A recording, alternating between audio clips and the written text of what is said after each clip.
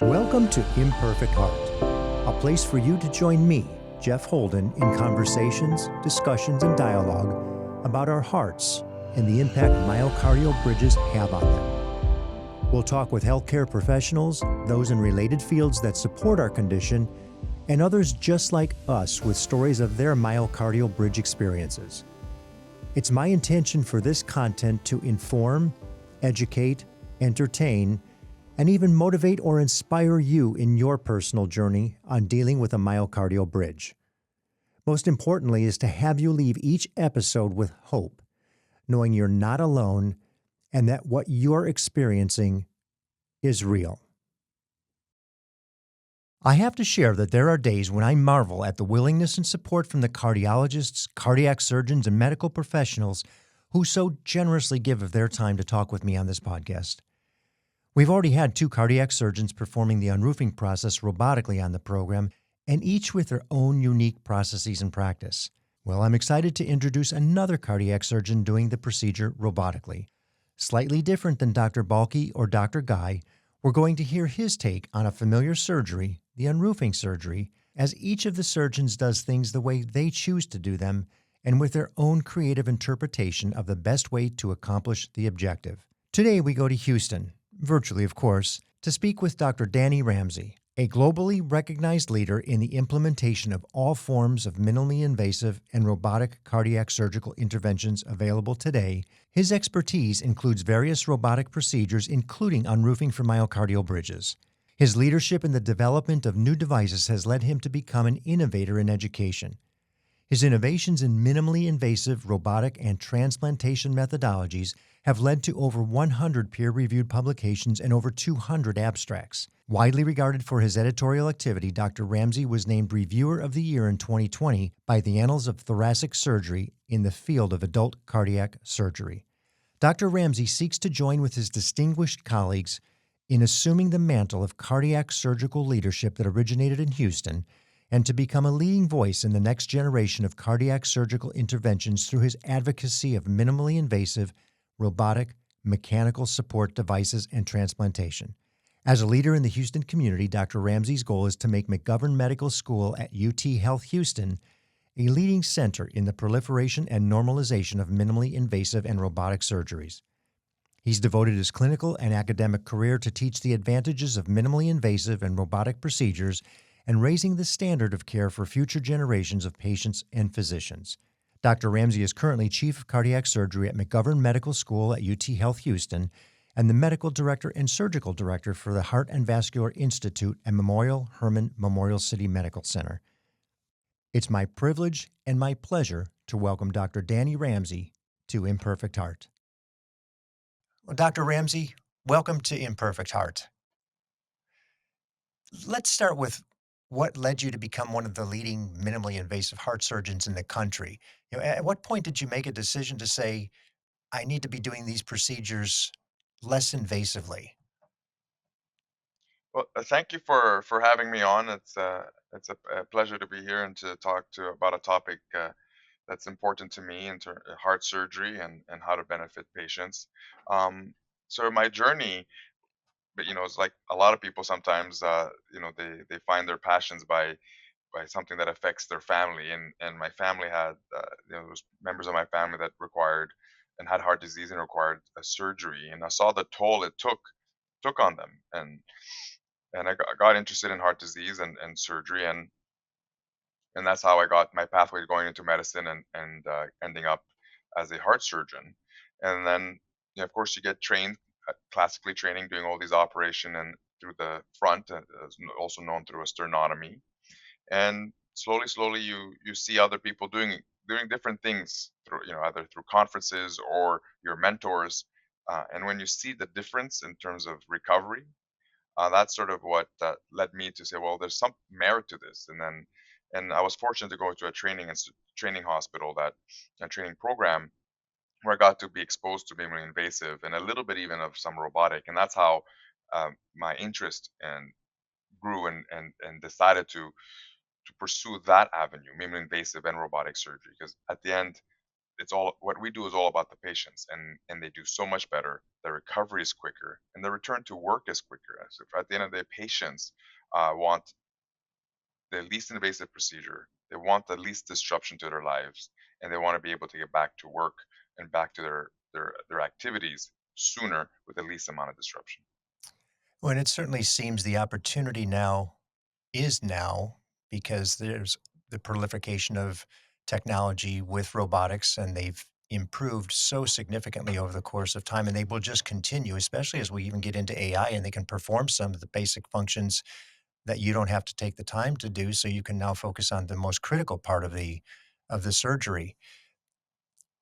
When did robotics come into the equation for you? My first exposure was during my training and fellowship to learn to become a heart surgeon, and I was exposed to one of our surgeons there. One of my mentors was doing robotic mid caps, minimally invasive direct coronary artery bypass surgery. So they would use a robot to harvest the an artery, and then they would make a small incision and do the bypass, which was drastically different than doing a standard approach for a bypass. And when I saw this, it sort of caught my attention. Like, wow, you know, one, the technology, I'm fascinated about technology and robotics, and to combine that with heart surgery was where my eyes were open towards there's still more to do and there's more innovation to do in heart surgery, and that's how my I got exposed to it in my fellowship, and it was just since then it was always something that I tried to pursue to innovate and try to make our procedures less and less invasive, and the robotic platform seemed like a perfect fit for that. You were doing more traditional surgeries with the robot, coronary bypasses and such. What brought you to myocardial bridges to say, "Hey, I think this might work here as well"? Well, it's it was happenstance. So you do all these regular cases, and then eventually you get a patient who needs a mid cap or robotic bypass, but they have a intramyocardial LAD.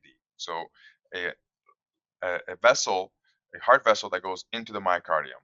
It was not diagnosed as a bridge, was not does not have symptoms of classic history of bridge, but they had coronary artery disease. And you do look at the cath, you look at the CT scan, and when you go inside to operate with the robot, they have it. And so that's how I realized you could actually use the robot to unroof a vessel, because I needed to do it for a standard bypass case, where the only spot I could find the artery was behind the muscle. Yeah. So it became evident that, wait a minute, we could do these less invasive procedures for this problem. And it wasn't for quite a while until a patient came to me specifically because they were diagnosed with a myocardial bridge and they were symptomatic. Then said, well, maybe that's an opportunity. Now we could just do the same procedure without doing the bypass. Just use a robot and unroof the patient. Oh, but the great news there was you're already familiar with it because you had been doing it for those people with the coronary artery disease. And That is correct. I've done it 2 or 3 times before. They're not because intramyocardial vessels are actually quite common. 10 to 20% of patients have intramyocardial vessels, but depending on the depth and how the muscles cross the artery, some patients end up having symptoms. So those patients who we classically call have myocardial bridging, where the artery gets squeezed by the muscle and then have a pathological problem because of it. on that pathological point, let me back up just a second. Do you believe that it's possible that people with that coronary artery disease that you were working on with for the bypass could actually have been caused by the bridge? It's always possible to have two problems at the same time. Mm. I the patient that patient had classic coronary artery disease with tight vessels, calcium plaque. Oh, So most likely their issues was from coronary artery disease, and a large proportion of the population have, even though the percentage is small, like I said, 10 at most 20% have intramyocardial portions of their vessels. Um, but who who actually has pathology and just happens to have vessels going into the um, through the muscle or very close to the muscle. Um, it's hard to predict, but mostly it's one theory is the directions of the muscle fiber, which causes symptoms, and also when you scan them, you could see which patients have issues and which don't. Boy, that's going to be amazing if we can get to the point where we know a relatively large percentage of the population does have this condition, but it's unusual that only this small percentage is symptomatic. And that would be a wonderful blessing for a lot of people to know that we can identify that that one is going to possibly become symptomatic, where the other one has different striations of way the muscle lays on it, that it won't be a problem. That's, I had no idea. Um, Yes. So it's you know it's all it's this disease is a challenge because there's a group that believe when you see this, it's just intramyocardial AD. That's not causing the problem. And it's very difficult just to look at it to be conclusive to say, well, this is a problem or not a problem. That's why, and I'm sure we'll talk about this a little bit later. We have provocative testing, we have imaging, and then we have basically also a history and physical. You talk with the patient and see their history and their symptoms, and then that would all these components together will lead to know if these what we see on imaging is actually the problem. when you're doing your surgery on a myocardial bridge, maybe even on a coronary artery, are you doing this on a beating heart or on the machine? So most of my coronary artery bypass surgeries uh, were done off pump, so without the on a beating heart, whether for bypass or for myocardial bridge. Sometimes we have to do it on a on pump, which is on the heart lung machine case, either beating or arrested, where we actually stop the heart. We Mhm. stop flow to the heart and give it an agent called cardioplegia, where we stop the heart, keep it cold, and protect it so we could be able to do the case. But my most common form that and strategy I use now is to do it on a beating heart without the heart lung machine. And I would imagine since you're doing this robotically, this is our opportunity to just touch and plead to Intuitive, the Da Vinci people, to say the stabilizer is important for the way that you're working on these beating hearts, correct? Correct. The stabilizer would make the operation a lot more efficient, safer, and easier to to perform. The stabilizer, because the moving target is no longer a moving target. It's stabilized. It moves a small amount versus moving a larger amount. There's ways to do the operation without the stabilizer. There's techniques and other types of stabilizers we could use that are not attached to the robot, but nothing comes close to having the stabilizer that's already on the robot that you can move as you're working. That would be a tremendous benefit to have something like that back again in the hands of the surgeons. Thank you for that, because we do want to plead to Intuitive, the makers of the Da Vinci robot, to say, look, this is an important piece. It's an important tool. It expedites things. It saves money on the insurance expense. It's time and it's safer. And the more doctors we can get to just support that situation, maybe we can get them to listen. I On fully agree with that. on the process, we've already stepped into the surgical part of it, but let's take a step back if we could for a second. Do you have the requirement of a full provocative before you make a decision on what to do? And by provocative, I mean the full testing with acetylcholine and dobutamine to really identify, what's happening in the heart. No, if I see a classic image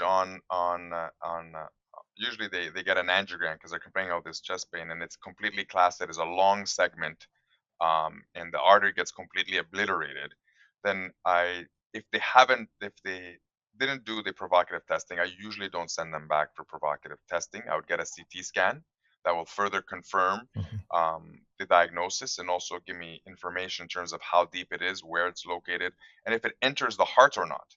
So it's one thing being in the muscle, but if it goes into the ventricular cavity, the actual heart, then that requires a different operation, a different kind of setup for. So once I have that put together, then no. If everything's classic, it all makes sense, and it's fairly obvious. I don't require it. It's in the cases where it's not classic bridging or there's some doubts that that might be the problem, then I would add the provocative testing to get the diagnosis. And the other aspect is to test the other vessels as well. Um, the classic bridging is the LAD, and we unroof those. Uh, Unroofing of the right coronary artery and circumflex or other arteries are not routinely done, and some circles not routinely thought that it causes a problem. So that's where I do provocative testing specifically on all three main major vessels to determine if other bridging that are present is actually significant or just an intramyocardial vessel.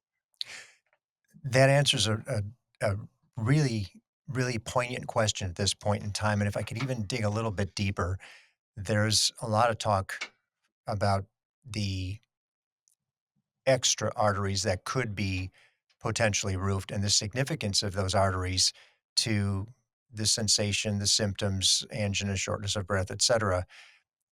In terms of the testing, what is it you look for and how far can you go? At what point do we believe enough is enough to say that we've unroofed, the LAD, but maybe the circumflex or a few other arteries that we can see, to make the decision that this could be symptomatic or causing some of the symptoms that the patient's experiencing beyond the LAD?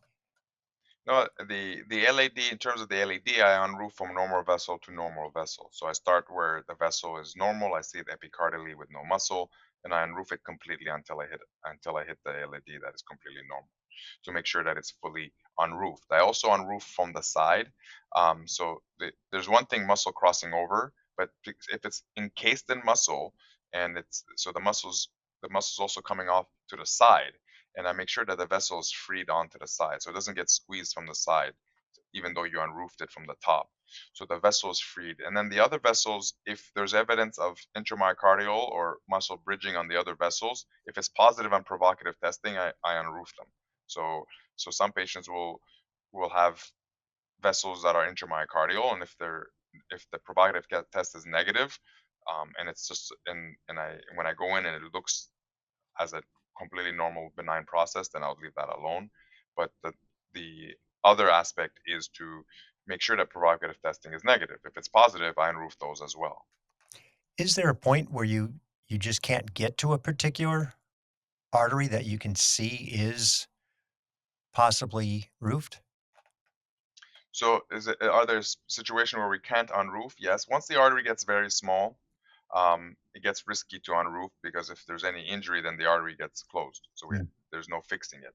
So we unroof the larger vessels until they get to a point where we are confident that we've gone a full on roofing. But yeah, some vessels, small branches still go deep in the muscle, but they're usually not causing any problems. And if they do, they're small and distal, so further away. That I don't believe um, that there's any issues by leaving those small branches alone. And just logically, it would make sense. They're not feeding that much from the size of that particular vessel, not to mention you might make more trouble by going in and trying to correct it. Correct. One of the questions we get often is surgery, traditional sternotomy, and the patient has their diagnosis and they're heading down that path. And of course, the majority of us will go online and we'll find out, oh, there's a robotic option, which is less invasive, seems to be technically competitive at this point to where it's not as risky. And certainly all the points you made earlier, quicker healing, less pain, et cetera, et cetera. If somebody's looking for one or the other, let's say it's an, a more traditional case, what would you say to that patient who is a candidate for either option? So a candidate who's a patient who's a candidate for either a robotic and a minimally invasive approach or a open approach, a classic sternotomy Mhm. approach. The you know, uh, me as a patient would choose a robotic approach because it's less invasive. The more important thing is you have to make sure it's someone who's experienced in the robotic approach. The if the patient doesn't have access to or be able to get access to a team that does it robotically, then there's the mini invasive approaches. It could be done through the side through a small incision, a mini thoracotomy approach versus a sternotomy approach. And at the end of the day, the operation is the same on the inside. The vessel gets unroofed, and you have to make sure that it's unroofed totally and completely. And the team has to have experience on roofing. Now, the experience is small because none of us see many of them. So it's Mhm. not that the experience you're going to see someone who's done 100 of them, but someone who's already experienced with the approach that they're going to use, especially if you're going towards it for a mini invasive or a robotic surgeon that they've done that use the platform or use the techniques before, and at least have some exposure and knowledge on myocardial bridge on roofing. How many robotic unroofing procedures have you done to date? About a dozen Mm. in my in and the over the last few months, I've been seeing more as we talked before offline that I just had a patient being referred to me from a cardiologist with a question mark. Do you do these, and does it actually benefit patients? So they're there, and we'll see a little bit. We'll see more of them as the minimally invasive option is there, and the education about this pathology is more readily known, but the numbers are still going to be small. So I would suspect a busy surgeon will be doing around that number in a year. Right. One of the things that comes up in conversation, and I enjoy speaking with the doctors who are doing this robotically, is when you are physically doing it with your hands, there's a haptic feel. You sense the tissue and you can feel the heart muscle. How do you acquire that sense of feel with the robot? It's time and experience because there is no haptic feedback. That is correct. So when we operate, we have to gain experience of how much we could actually pull, push, operate, and with the robot. And a strange phenomenon happens with experiences. My brain thinks feels sometimes. So when I pull on something, I feel like I'm pulling, and obviously there is no feel, but it's my eyes and my brain saying, "Oh, this is you're pulling, Oh, you're having this pull," but there's truly no feedback, and there's no platform really right there right now that has haptic feedback. Now the first one just came out. The new Da Vinci system has some feedback, haptic feedback. So that's a good development, especially for cases like this where you don't want to push too far or and cause any injury to the actual vessel you're unroofing. But it's experience right now. Until we have a a, a, a a greater distribution of their newer systems with haptic feedback. Right now, none of the systems really have, unless, like I said, except for the new system that came out. it's amazing. And I would imagine as technology and AI get more and more involved, they're going to find a way to give you some sense of feel and pressure and tension as you're working with that robotic arm, which is amazing. In terms of the people who are either surgically repaired or I'm sorry, the people who are pending surgical repair or trying to find a surgeon who will even do the bridge unroofing, we have a lot of people in the community, the cardiology community, the surgical community who still dismiss the the condition. And I think we were talking earlier, that patient that's coming to you knew he had a question mark. Does this work? What would you say to the community out there who's still on the other side of the fence in not accepting it as a true condition that's symptomatic and sees them just as benign? Yeah, I would say that the vast majority of intramyocardial vessels are benign, but if you have a vessel that is now pathological, you have a myocardial bridge, and that is not benign. When you have a myocardial bridge with with uh, with the symptoms, and which is also confirmed with provocative testing, that is not a benign process, and that these patients do suffer uh, chest pains and anginal pain, and it affects their work, their home life, and their psyche in some patients in terms of being told that there's nothing, and but they feel something, and you're saying, well, no, there's nothing. So I think that it exists, and that it's up that we need to do the testing. We need to do the angiogram, the provocative testing, and the CT scan that will help us understand which patients have just intramyocardial LADs and which patients have a myocardial bridge. But also, I think what is important is I don't think we have the full knowledge on this disease, because I've had seen patients where, classically as we operate, if it's the provocative testing, it's this deep, it's 2.5 centimeters long. I found that not to be very reliable anymore. I think I've unroofed patients who had much smaller bridge and their symptoms gone, and I was surprised. There's a lot, even right now when I see patients, I still consult like, I don't, your bridge isn't very classic. I'm not sure 100% that you're gonna have 100% pain relief because it's not the classic. I keep saying that, but maybe one day I'm going to stop saying that, because every single one of those non-classic myocardial bridges have symptom relief, and their vessel um, is either the bridge course is small, or it's not very deep, or it's only partially encased. So this other group of there's a couple of patients I've done where the muscle does not completely cover the LAD. It just almost covers it, where you unroof them in terms of mostly from the side, and they also have symptom relief. So there are patients out there that would benefit from unroofing. And we need to find them. They usually are the ones that come in complaining of a lot of chest pain, and you can't find anything else. I'm so glad to hear you say that because a lot of people get to that point of they've got symptoms, but they get diagnosed with a minimal bridge. And to hear that even in every case that you've done something, it's improved their quality of life. And maybe it's not 100%. And we certainly understand that's a condition that we enter into the operation with. But to just hear that you could go from what would be 20% quality to 80% quality or even 30 to 70, that's a big improvement. And in many cases, I would suggest probably worth it, but that's my opinion in terms of why I would do it. No, What it's very important to have that conversation with the patients. Those who I see a long classic bridge, I tell them, we're going to unroof this. I am very confident your chest pain is going to go away. Mhm, There are patients who have short bridge, small bridge, and I say, we're going to unroof the vessel, but you will be on medication probably for your rest of your life, because I think you have uh, a vessel spasm mhm. as well, and but they do better once unroofed.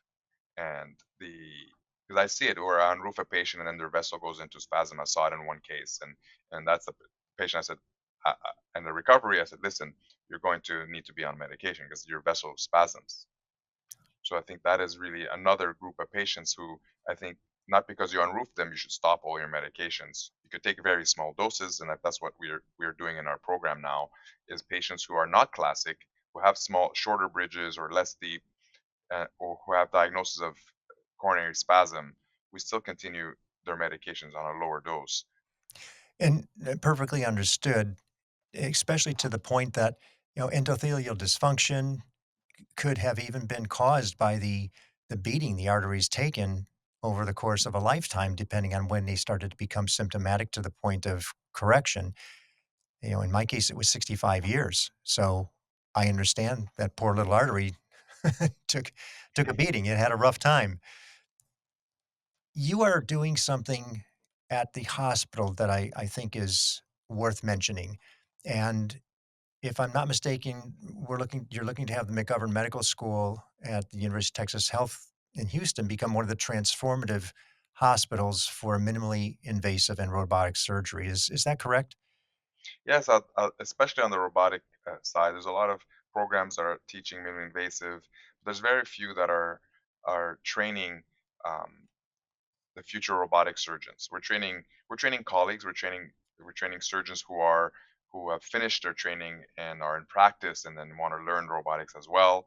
Um, but there are very few that are training residents and training fellows and making it part of cardiac surgery training as a standard approach to make sure that that is part of the standard training, as it's seen with other specialties. All the other surgical specialties now, the robotic training is part of the residency program, and that's sort of what we're trying to accomplish here, is try to start um, a robotic fellowship and a robotic training in our residency program, so that it's just part of the training. So and hopefully more and more programs will do this in heart surgery. It's being done in all other specialties, but heart surgery has been lagging behind, and more programs are starting to see it this way as well. Well, in that case, I think Intuitive should be sitting in your lobby right now saying, "What do we need to do to get that stabilizer back?" And Yes, the stabilizer is one thing, but I think I was just in a meeting in Orlando where we just witnessed 10 other robotic platforms for 10 other different companies. It's a space that's rapidly growing, and with newer tools, newer systems, and as you mentioned earlier, AI. There's a lot growing in this field, and I'm glad to see that that is happening. It's no longer one platform. It's no longer one area. It's all over the world. Companies from all over the world in this space, and the other specialties have really grown fast, and cardiac surgery is starting to catch up. just as an aside, there's a handful of you, and I mean you doctors who are performing robotic surgery on the heart to any great degree, not here and there, but as part of your practice. Globally, are there any other countries that are becoming more adept at robotic surgery, or is the United States a leader? United States is one of the leaders, and but a lot of countries are starting to develop and increase their robotic uh, platform. Now, robotic surgery is being done everywhere around the world. Robotic cardiac surgery is where it's lagging, where Mhm. it's slower to grow and move, but it's growing in it's growing in countries um, more and more. You know, there's a new platform in India that's a robotic platform, and it's growing in cardiac surgery there and other specialties as well. There's there's great interest in bringing these robotic platform in cardiac surgery across the world. Europe, they were doing a lot of robotic cardiac surgery. It slowed down a little bit because of uh, approvals in terms of what procedures you can and can't do with a robot. For example, even here in the US, the newer robotic platform can't be used right now it's not approved for cardiac surgery. You can use it, but it's not approved yet. So cardiac surgery is always a little bit behind, and I can't wait for the day where it's in front, not just joining the group, but leading the group. Well, I'm sure not only can you not wait, the people who need the surgery robotically are as anxious, if not more so, to get it here. I'm going to shift gears a little bit on you now, if we could.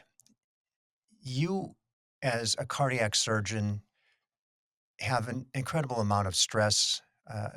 What you do really is life and death, and it's so significant in the moment that when you're there, I'm sure there is absolutely no other distraction.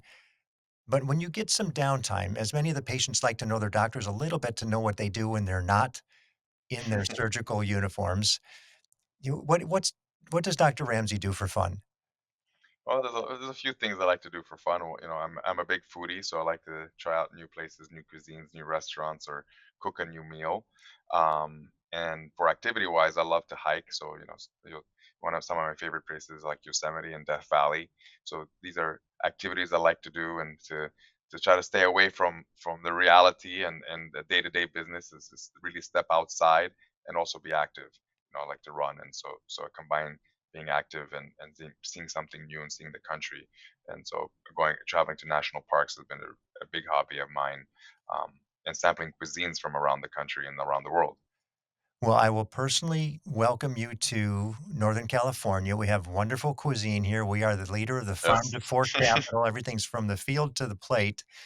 And you mentioned Yosemite. That's one part of California, and Death Valley is on that's the right. other part. So, if you ever do make your way out here, we would love to host you to dinner. How does an interested party get hold of you? What's the best way to approach you if they have an interest in exploring robotic surgery? Well, I think the best way would be to call my team, my office at 713 486 6690, and they'll be in contact. They'll be in connection with one of my team members that would help them set up actually an in-person consultation or a telemedicine or a phone visit. What does a consultation look like with you? So if it's in person, they would come to the office. They would be seen by my nurse practitioner, get all the information, all the imaging. I will review everything, and then I'll go in and talk with them in terms of what we see, what we think the diagnoses are, what we recommend, what we believe the courses are if we do nothing, if we do the surgery, and what we think are the risks and benefits of the procedure. And then we answer all their questions. They tend to have a lot of questions, and the patients with myocardial bridge tend to have a lot of questions, and also they've already seen one or two other doctors or surgeons as well. So we have to go through all that and then come up with a plan. I'm really pleased to hear that because you're not the first surgeon that has said the myocardial bridge patients come in and they have done a lot of homework. They have a pretty good understanding of what their situation is. And I think we're really fortunate in the fact that we have a very active Facebook group out there that's a little over 2,500 people now of either pre-unroof people diagnosed as having the bridge, searching for information, and then the support group who has already gone through their surgery, and then those who are maybe 2, 3, 4 years out. I think that the person that I spoke with the most tenure was 10 years, almost 12 years since her surgery. So that's a really robust group of people to help in terms of this, this process of identifying and next steps, because as you know, it's frightening, it's scary, it's uncertainty, and you just don't know. And in many cases, we know there's a cadre of people, and I think it's about 50% still of the surgeons that and cardiologists that just don't diagnose it as symptomatic. So they're trying to treat everything that prolongs the grief and the pain for the patient. You have been wonderful in this conversation, and I really appreciate you taking the time out of your busy day. We know that what you do is truly significant for so many people, and I just want to say thank you for giving me the opportunity to help you share the story to the people who listen to the podcast, because it does mean a lot and there's so many questions. You were wonderful in your explanation. So I just want to thank you from the bottom of my imperfect heart for your participation, Dr. Ramsey. Well, thank you very much. Thank you for having me, and it's it was a pleasure talking to you and answering your questions, and also hopefully providing some information, some knowledge to patients suffering from this disease. And it's a learning process. I had to learn uh, as much as the patients had to learn about myocardial bridge, because it's, I think we're learning more every day, and that there's patients out there suffering that we may be able to help. Well, thank you. It's that positivity and the intent to learn more that makes all the difference in the world, and it clearly shows with what you're doing. Thank you. Thank you. Thank you for listening to Imperfect Heart. It's my hope that this information helped in some way to improve your situation or will help you better understand this condition. More importantly, that it gives you hope through stories that there is help and you most certainly are not alone. If you've been diagnosed with a myocardial bridge, please be sure to join the private Facebook group, Myocardial Bridge Support Group. For more information about our program or to reach me directly, visit the website, myimperfectheart.com. If you like what you heard today, please give a positive review, thumbs up, high five, or whatever your app likes. And be sure to share with everyone important to you so they understand what it is you're dealing with. Please subscribe as well. Welcome each day with gratitude and positivity.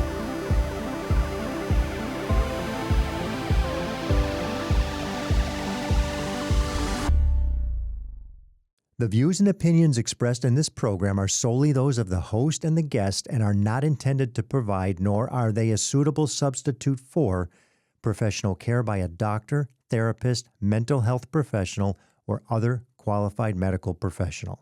Imperfect Heart is a production of Hear Me Now Studio.